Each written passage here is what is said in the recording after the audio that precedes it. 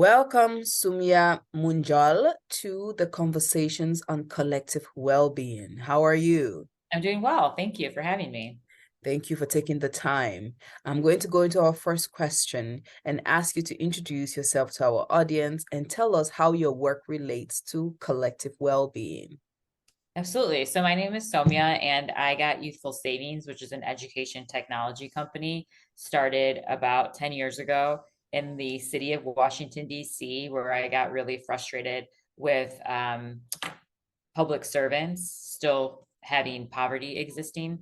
And so we just sort of realized that the key to solving poverty was opportunities. And so by working with youth, we had longevity, right? So if we can catch the youth at a young age, not only can we educate them properly, but they could hopefully become leaders for generations to come.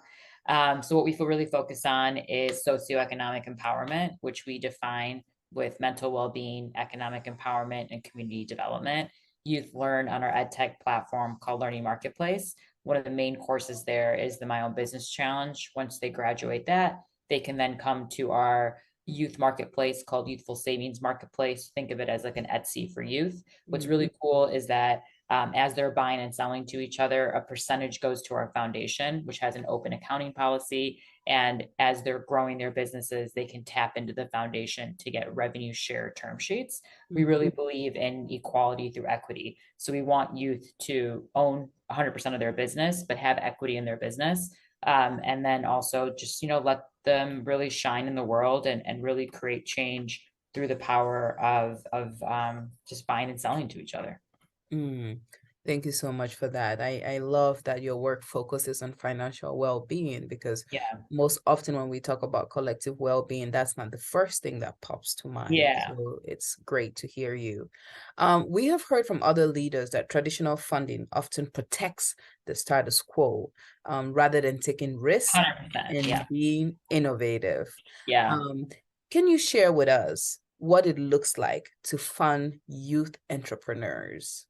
Well, I will talk about my journey. So I have another business called CPA for the People, and I was very careful on how we got funded, since we are a tech company, because I quickly realized that the mission of what we were trying to do was to eradicate poverty, both poverty of actual resources and poverty of heart, which means exploitation of people in my mind.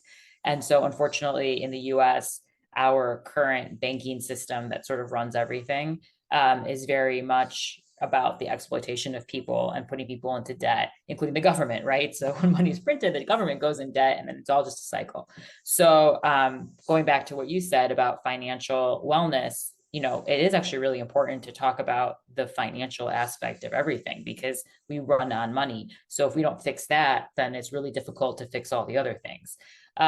So it is very difficult to get funded. You have to be very mindful on how you go, but also like for us, it's about changing that system. And so that foundation is really meant to replace what a traditional bank looks like. It's community funded, right? So it's funded, a percentage of our sales goes into that.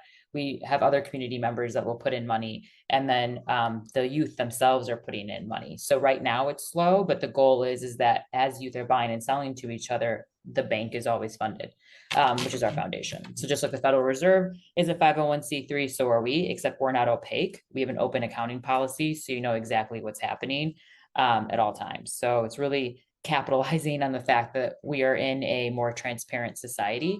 And with the information age, the youth really require that. And so it's our job to create better systems. Talk about innovative. That Yeah. is innovative. So Youth Savings, your work is Savings. Yeah. educating youth on financial literacy at a time when money is prescribing how things are done and what solutions can come about. Um, but what you're trying to do is to expand people's thinking by encouraging young people to work together. Can Yes. you talk to us a little bit more about how meaningful and imaginative the outcomes can be when you work with youth in such an innovative way?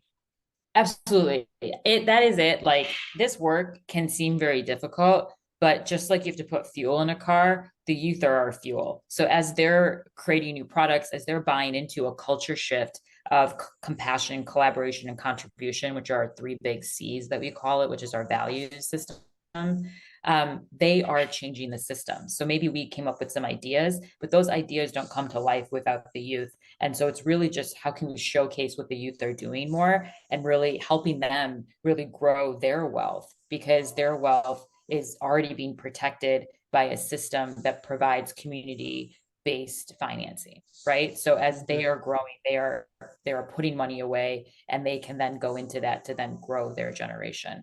And so we really goes back to like indigenous values for us, because for me as an American citizen who was born here, like I have to do a deep dive and remember that stuff worked here before things changed. And so what can we do to go back to that value? And so for us, everyone that's a part of the team is really, we're here to guide the youth, right? Like we recognize that the youth are the future. So we always say the better the youth, the better the world. Let's invest in them. And it's really just not exploiting people. And I think unfortunately in the generation I came from, we exploited youth for college, right? We put so many youth into debt, and then it becomes very difficult for them to become leaders because they're so ingrained in the monetary policy. But if we can free them from the current the exploitation that happens in the monetary policy, we can shift it to become a more community-based world, we hope. Thank you so much, Somya. I appreciate those gems that you've shared with Yeah. us today.